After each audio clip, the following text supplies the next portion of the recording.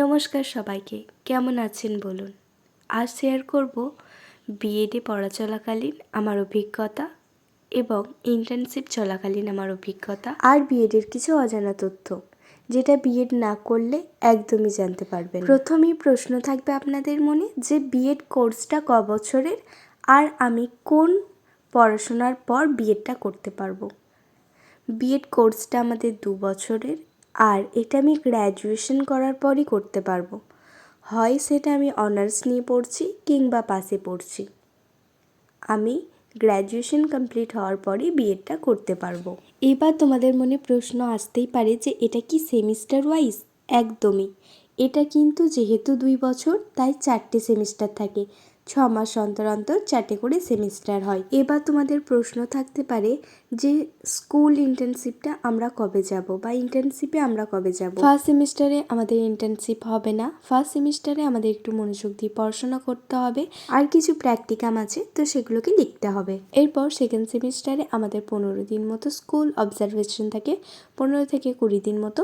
কোনো কোনো কলেজ সেখানে স্কুলে পাঠায় এবং কোনো কোনো কলেজ স্কুলে পাঠায় না, কিন্তু আমাদের কলেজ থেকে স্কুলে পাঠানো হয়েছিল। এরপর আসি থার্ড সেমিস্টার।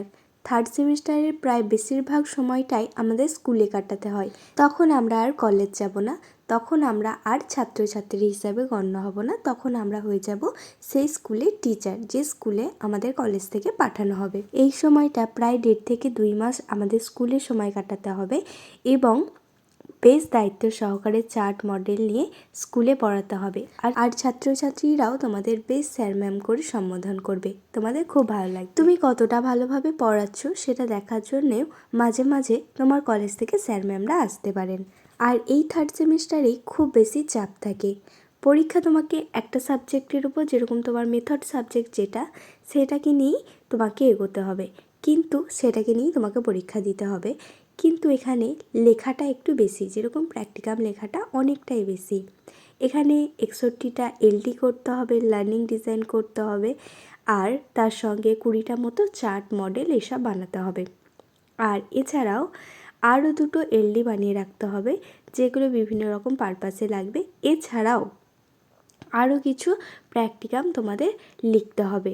তো এই সময় থিওরি ওয়ার্কটা খুব বেশি থাকবে থার্ড সেমিস্টারে। ফোর্থ সেমিস্টারে আবার যেরকম আমরা ফার্স্ট সেমিস্টারের মতো পড়ব, এখানে কোনো রকম কোনো স্কুল ইন্টার্নশিপ থাকবে না এবং সেখানে কলেজ যেতে হবে, শুধুমাত্র তোমাদের পড়ায় মনোযোগ দিতে হবে আর তার সঙ্গে থাকবে কি প্র্যাকটিকাল। এবার সবথেকে বড় প্রশ্ন হচ্ছে বিএড করতে কত টাকা লাগবে। তো প্রথমেই বলি, সরকারি কলেজে 30 থেকে 35,000 টাকার মধ্যে তোমার 2 বছর কমপ্লিট হয়ে যেতে পারে, এর থেকে বেশি কম লাগতে পারে। তবে বেসরকারি কলেজে কিন্তু টাকার মাত্রাটা একটু বেশি, যেরকম 1.5 থেকে 2 লাখ টাকা তোমার লাগতে পারে 2 বছর বিএড কমপ্লিট হওয়ার জন্য। যেরকম কলেজ সেরকম চার্জ, যেরকম 60-70 টাকাও কলেজ চার্জ করে, আবার কোনো কোনো কলেজ 1,20,000 টাকা পর্যন্তও চার্জ করে।